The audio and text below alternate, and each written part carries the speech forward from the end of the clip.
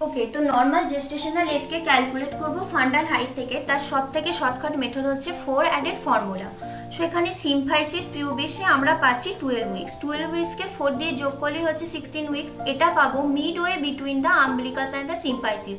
Umbilicus আর symphysis পিউবিসের যে মধ্যবর্তী সেটা পেয়ে যাব 16 সপ্তাহে।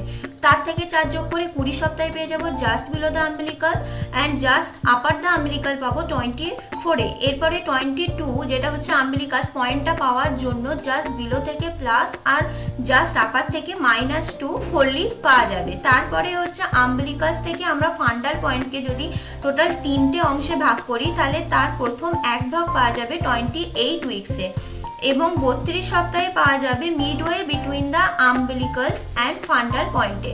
এবার সব থেকে হাইস্ট ফান্ডাল পয়েন্ট পাওয়া যাবে 36 সপ্তাহে। যত টার্মের দিকে বেবি আসে তখন তার ফান্ডাল হাইট ডিক্রিজ হতে থাকে। সুতরাং 40 সপ্তাহের পয়েন্টটা আমার 32 সপ্তাহের কাছাকাছিতেই আসবে। ওকে, থ্যাংক ইউ।